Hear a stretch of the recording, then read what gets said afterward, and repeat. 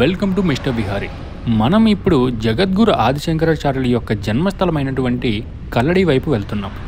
ఇంతకీ కల్లడి ఎక్కడ ఉంది, ఎలా వెళ్ళాలి అనేది ఇప్పుడు ఈ వీడియోలో కంప్లీట్గా చూద్దాం. మనం అంటున్నాం మేము నీతో రావట్లేదు కదా బ్రో అని మీరు అనొచ్చు. కానీ ఈ వీడియో కనుక మీరు చూస్తే మీకు కూడా వచ్చిన ఫీల్ అయితే ఖచ్చితంగా కలుగుతుంది. కాబట్టి వీడియో పూర్తిగా చూస్తూ సబ్స్క్రైబ్ మీద ఒక మొట్టికాయ, లైక్ మీద ఒక లంపకాయ వేయడం మాత్రం మర్చిపోకండి. ఈ కల్లడి అనేది కేరళ రాష్ట్రంలోని ఎర్నాకుళం జిల్లాలో ఉంది. ఎర్నాకుళం రైల్వే స్టేషన్ నుంచి 40 km ఉంటుంది. ఎర్నాకుళం అన్నా కొచ్చి అన్నా కొచ్చినన్నా ఒకటే, ఇది మాత్రం గుర్తుపెట్టుకోండి, కన్ఫ్యూజ్ అవ్వద్దు. ఎర్నాకుళం నుంచి వెళ్ళేటప్పుడు మెరైన్ డ్రైవ్ రూట్ కనుక సెలెక్ట్ చేసుకుని వెళ్తే మీరు ఇలా ఎర్నాకుళం బ్యాక్ వాటర్స్ అవన్నీ చూసుకుంటూ వ్యూ ఎంజాయ్ చేసుకుంటూ వెళ్ళొచ్చు. చాలా బ్యూటిఫుల్గా అండ్ అమేజింగ్గా ఉంటుంది. అలా కాకుండా ఎయిర్పోర్ట్కి వెళ్ళే రూట్ ఇంకోటి ఉంటుంది, ఎంజీ రోడ్ మీద నుంచి వెళ్ళొచ్చు. అది కూడా చాలా బాగుంటుంది. అంటే హైవే మీద నుంచి వెళ్తాం, కొంచెం ట్రాఫిక్ ఉంటుంది. బట్ ఆ రూట్లో అయితే మీకు ఎటువంటి బ్యాక్ వాటర్స్ లాంటివి ఏం కనిపించవు, ఓన్లీ రోడ్డు మాత్రమే ఉంటుంది. ఈ కల్లడికి మన తెలుగు రాష్ట్రాల నుంచి చేరుకోవాలి అనుకుంటే ఫస్ట్ మనం కొచ్చి లేదా అలువా రావాలి. అలువా నుంచి ఇది ఒక 15 km ఉంటుంది. కొచ్చి నుంచి అయితే 40 km ఉంటుంది. కొచ్చి నుంచి డైరెక్ట్ బస్సెస్ అయితే ఏం లేవు. ఎర్నాకుళం బస్ స్టేషన్ నుంచి అంగమలై బస్ స్టేషన్ అని ఒకటి ఉంటుంది. కల్లడికి ఒక 6 km దూరంలో ఉంది. అక్కడ వరకు బస్సుతో వచ్చి అక్కడి నుంచి ట్యాక్సీ లేదా ఇంకొక బస్సు మనం సెలెక్ట్ చేసుకుని వెళ్ళొచ్చు. ఎయిర్పోర్ట్ నుంచి అయితే ఒక 5 to 6 km దూరంలో ఉంది ఇది. ఒకవేళ మీరు ఎయిర్పోర్ట్ దగ్గరలో ఉండుంటే ఖచ్చితంగా ఈ ప్లేస్ విజిట్ చేయడానికి అయితే ట్రై చేయండి. అలాగే ఎయిర్పోర్ట్ దగ్గరలో పనియేలు పోరు అని ఇంకొక బ్యూటిఫుల్ ప్లేస్ ఉంటుంది. అది ఒక ఈకో ఫారెస్ట్, అది కూడా మనం వీడియో చేశాను, డిస్క్రిప్షన్లో లింక్ ఇస్తాను, చూడండి. ఆదిశంకరాచార్యుల యొక్క జీవిత చరిత్ర చాలా అంటే చాలా ఆసక్తికరంగా ఉంటుంది. ఈ వీడియోలో నేను కొన్ని చెప్పడానికి ట్రై చేస్తాను. ఆర్యమాంబ శివగురు దంపతులు త్రిశూర్లోని వృషాచల పర్వతం మీద పుత్ర సంతానం కోసం మహాశివుని ప్రార్థిస్తే శివుడు ప్రత్యక్షమయ్యి ఆదిశంకరులను ప్రసాదించాడని చెప్తారు. ఈ ప్లేస్ సిటీలోనే ఉంటుంది కాబట్టి ట్రాఫిక్ నుంచి అయితే తప్పించుకోలేం. ఒక 1.5 hours జర్నీ చేసుకుంటే మనం కల్లడికి అయితే రీచ్ అవుతాం. దగ్గరికి వెళ్తున్న కొద్దీ మిగతా విషయాలు మాట్లాడుకుందాం, ఇంకా అక్కడ ఏమేమి ఉన్నాయో అన్నది. ఆల్మోస్ట్ టెంపుల్ దగ్గరికి అయితే వచ్చేసాం. అరౌండ్ 3 o'clock అవుతుంది ఇక్కడికి రీచ్ అయ్యేసరికి. మరి టెంపుల్ ఓపెన్లో ఉంటుందా క్లోజ్లో ఉంటుందా అనేది లోపలికి వెళ్ళాక చూడాలి మనం. శ్రీ ఆదిశంకర జన్మభూమి క్షేత్రం అని బోర్డు ఉంటుంది, అది చూసుకుంటూ లోపలికైతే మనం డ్రైవ్ చేసుకుంటూ వెళ్ళిపోవచ్చు. 2 wheelers 4 wheelers అన్నీ యాక్సెసిబుల్గానే ఉన్నాయి. డైరెక్ట్గా మనం టెంపుల్ దగ్గరికి అయితే రీచ్ అవుతాం. వీల్ చైర్ యాక్సెసిబిలిటీ కూడా ఉంది, లేకపోతే మనం క్యారీ చేసుకోవాలి. ఇక్కడైతే మనకి ఎటువంటి సదుపాయం లేదు.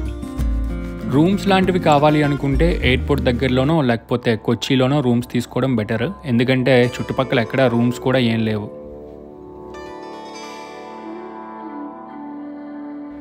టెంపుల్ ఆవరణలోకి అయితే ప్రవేశించాం. చాలా ప్రశాంతంగా ఉంది, జనాలు కూడా ఎక్కువ లేరు, చాలా సైలెంట్గా ఉంది. చూడడానికి అయితే ఈ విధంగా ఉంది. మనం ఇక్కడ వరకు తీసుకొచ్చి పార్కింగ్ చేసేయచ్చు. పార్కింగ్ ఫీజు లాంటివి అయితే ఏం కలెక్ట్ చేయట్లేదు. లోపలికి వెళ్ళి ఇంకా ఏ విధంగా ఉంటుంది ఏంటి అనేది కూడా చూసేద్దాం. మనం ఎక్కడ ఉన్నాం, మన చుట్టుపక్కల ఏమేమి ఉన్నాయి అనేది ఒక మ్యాప్ లాగా ఇక్కడ గోడ మీద వేయడం జరిగింది. దీన్ని కనుక అబ్జర్వ్ చేస్తే మనకి ఈజీగా అర్థమైపోద్ది. ఒకవేళ మీరు మున్నార్ టూర్ కనుక వస్తే అలువా స్టేషన్లో దిగిపోయి ఇది కవర్ చేసుకొని నెక్స్ట్ మీరు ఇక్కడి నుంచి మున్నార్కి అయితే స్టార్ట్ అయిపోవచ్చు.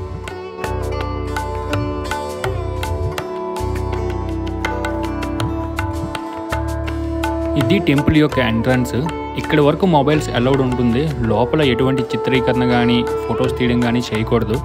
మొబైల్స్ క్యారీ చేసుకుంటూ వెళ్ళిపోవచ్చు, బట్ బయటకు తీసి ఫొటోస్ తీయడం లాంటివి అయితే చేయకండి. చేయాలనిపించదు కూడా, ఎందుకంటే లోపల అంత పీస్ఫుల్గా ఉంటుంది. లోపలికి వెళ్ళామంటే ఒక డిఫరెంట్ వైబ్స్ అయితే వస్తాయి, ఖచ్చితంగా చెప్తున్నాను. లోపల 2 టెంపుల్స్ సపరేట్గా ఉంటాయి. ఒకవైపు శృంగేరి శంకరమాత అంటే శారదాదేవి యొక్క టెంపుల్ ఉంటుంది, ఇంకోవైపు ఆదిశంకరుని యొక్క టెంపుల్ ఉంటుంది. మధ్యలో హోమం అవి చేయించుకోవచ్చు. హోమం చేయించుకోవాలి అనుకుంటే 3000 rupees పే చేయాల్సి ఉంటుంది. మాస శివరాత్రి రోజు చేస్తారంట. డిఫరెంట్ డేట్స్ అయితే అక్కడ పెట్టడం జరిగింది. లోపల గోడల మీద శంకరాచార్యుల యొక్క జీవిత చరిత్రను పటం రూపంలో పెట్టడం జరిగింది. చాలా ఇంట్రెస్టింగ్గా ఉంటుంది. ఒక్కొక్కటి చదువుకుంటూ కనుక వెళ్తే తన తల్లి నీరు తెచ్చుకోవడానికి ఇబ్బంది పడుతుందని చెప్పి తన తపశ్శక్తితో ఆ నదిని ఒక వంపుగా చేసి దగ్గరగా వచ్చేటట్టు చేశారంట. అలాగే అద్వైత సిద్ధాంతం గురించి ఏ విధంగా ప్రచారం చేశారు అనేవి కూడా చాలా చక్కగా వివరించారు. లోపలికి వెళ్తే అవి చూడడం మాత్రం మర్చిపోవద్దు. ఆ పక్కనే శ్రీకృష్ణుని యొక్క టెంపుల్ ఉంటుంది. ఈ టెంపుల్స్ అన్ని మార్నింగ్ 5 o'clock నుంచి 1:30 వరకు, మళ్ళీ ఈవినింగ్ 5:30 నుంచి 7 o'clock మధ్యలో ఓపెన్లో ఉంటాయి. సో ఆ టైంలో వెళ్ళడం మంచిది. మనం అలా అయితే ఆ పూజా కార్యక్రమాలకి హాజరవ్వచ్చు. ఈ చిత్రాన్ని చూస్తున్నారు కదా, దీని వెనక్కి కూడా ఒక స్టోరీ ఉంది. అది ఆ మొసలి యొక్క ఘాట్ మీకు చూపిస్తాను. అప్పుడు ఈ స్టోరీ గురించి అయితే మీకు కంప్లీట్గా ఎక్స్ప్లెయిన్ చేస్తాను. ఇంకా లైక్ కొట్టకుండా చూస్తే లైక్ ఆర్ డిస్లైక్ ఏదో ఒకటి చేసేసి కంటిన్యూ చేసేయండి వీడియోని. పక్కనే మనకు ఉంటుంది క్రోకోడైల్ ఘాట్ అని కనిపిస్తుంది బోర్డు. అలా ముందుకు వెళ్తే మనం పెరియార్ రివర్ని అయితే చూడవచ్చు. ఆ రివర్కి దగ్గరికి అయితే వెళ్ళొచ్చు. ఒకరోజు ఈ పెరియార్ రివర్లో శంకరులు స్నానానికి దిగితే క్రోకోడైల్ కాలు పట్టేసుకుందంట. అప్పుడు అతను తన తల్లితో ఈ విధంగా అన్నారంట, నేను పెళ్లి చేసుకోకుండా సన్యాసిగా ఉండిపోవడానికి నువ్వు ఒప్పుకుంటేనే నేను ఈ మొసలి నుంచి విడిపించుకుని వస్తాను, లేదంటే ఇక్కడే ఉండిపోతా అని వాగ్వాదానికి దిగితే తల్లి ఒప్పుకున్న తర్వాతే వచ్చారంట. ఆ తర్వాత తన గురువును వెతకడం కోసం ఉత్తరాది వైపు ప్రయాణం కొనసాగించారంట. వెళ్ళేటప్పుడు తన తల్లికి ఈ విధంగా మాటిచ్చారు, నేను ఎక్కడికి వెళ్ళినా సరే నువ్వు ఎప్పుడైనా నన్ను తలుచుకుంటే ఖచ్చితంగా నీ వద్దకు వస్తానని మాటిచ్చి వెళ్ళిపోయారంట. ఇలాంటి స్టోరీస్ చాలానే ఉన్నాయి, చదువుతున్న కొద్దీ ఆసక్తిగా అనిపించాయి. ప్రస్తుతం ఈ కృష్ణుని యొక్క టెంపుల్ అయితే క్లోజ్లో ఉందని చెప్పేసి దగ్గరలో ఉన్నటువంటి శంకరాచార్యుల యొక్క స్తూపం చూడడానికి వెళ్దామని వెళ్ళిపోతున్నాను. కల్లడి బస్ స్టాండ్కి ఆపోజిట్లోనే ఉంటుంది స్తూపం. ఈవినింగ్ టైంలో అయితే మాత్రం చాలా మంచి వ్యూని ఎక్స్పీరియన్స్ చేయవచ్చు, చాలా బాగుంటుంది కూడా. ఇక్కడ శంకరాచార్యుల యొక్క కళాశాలలు ఉన్నాయి. ఇక్కడే నా బైక్ పార్క్ చేసేసి కొంచెం అలా వాక్ చేసుకుంటూ వెళ్దామని అయితే డిసైడ్ అయిపోయాను.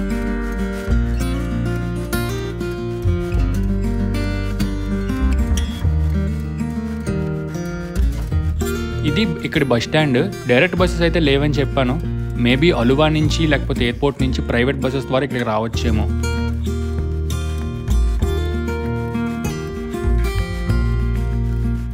సో మొత్తానికి స్తూపం దగ్గరికి అయితే వచ్చేసాను. స్తూపం చూడడానికైతే 5 రూపీస్ టికెట్ ఛార్జ్ చేస్తారు. లోపలికి వెళ్ళి పైనుంచి చూస్తే ఈ విధంగా వ్యూ కనిపిస్తుంది. అమేజింగ్ వ్యూని అయితే మీరు చూడొచ్చు. ఈవినింగ్ 7 o'clock వరకు ఓపెన్లో ఉంటుంది స్తూపం, మిస్ అవ్వకండి. ఈ స్తూపం మొత్తం పైకి ఎక్కుతున్న కొద్దీ సైడ్ మొత్తం శంకరాచార్యుల యొక్క జీవిత చరిత్రని చాలా అందంగా బాగా చిత్రీకరించారు. ఒక్కొక్కటి చదువుకుంటూ వెళ్ళొచ్చు. తెలుగు లాంగ్వేజ్లో కూడా పెట్టారు. ఇక్కడ పైకి ఎక్కడానికి లిఫ్ట్ లాంటి ఫెసిలిటీస్ ఏం లేవు కాబట్టి మెట్ల మార్గం ద్వారానే వెళ్ళాలి.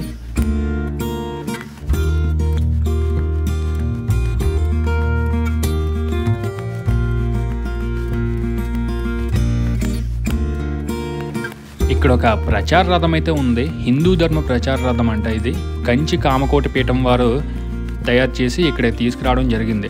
అయితే ఇక్కడ చూసినట్లయితే హిందూ ధర్మంకి బదులు హిందూ ధర్మం అని ఉందని చెప్పి నేను వాళ్ళతో చెప్పా. తెలుగులో కొంచెం తప్పు రాశారండి అంటే వాళ్ళు నాకు ఏం చెప్పారంటే అది మీ తెలుగు స్టేట్స్ నుంచే వచ్చింది, విజయవాడ రిజిస్ట్రేషన్, మీ వాళ్ళే అలా రాశారు అన్నారు. మనమే మన లాంగ్వేజ్ని తప్పు రాస్తే ఇంకేం చేయగలం చెప్పండి. దూరం నుంచి అయితే మనకి లాంగ్ వ్యూ కూడా బాగుంది. స్తూపం చూడడానికి అయితే ఈ విధంగా కనిపిస్తుంది. ఈవినింగ్ టైంలో మాత్రం ఇంకా చాలా బాగా కనిపిస్తుంది.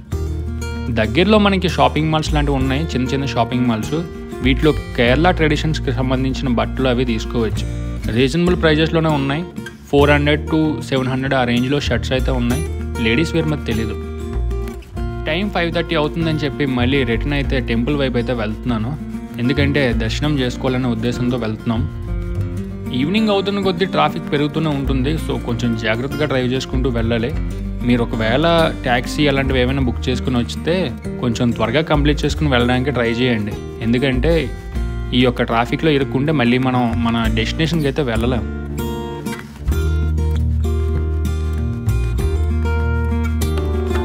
ఈవినింగ్ 6:30కి కృష్ణుడి గుడిలో హారతి అయితే ఇస్తున్నారు. చూడడానికి 2 కన్నులు చాలలేదు, అంత సూపర్గా ఉంది. ఖచ్చితంగా చూడండి, మిస్ అవ్వద్దు. పక్కన అయ్యప్ప స్వామి టెంపుల్ కూడా ఉంది. జ్యోతి ప్రజ్వలన లాంటివి చేసుకోవచ్చు, బట్ దానికి డబ్బులు పే చేసి చేసుకోవాలి. గోత్రనామాలు కూడా చదివించుకోవచ్చు. 20 రూపీస్ తీసుకుంటున్నారు ఒక దీపంకి అయితే. ఇదైతే ఈవినింగ్ వ్యూ ఈ విధంగా ఉంది. వీడియో ఏమనిపించింది, ఏమైనా నచ్చిందా లేదా కామెంట్ చేయడం మాత్రం మర్చిపోకండి.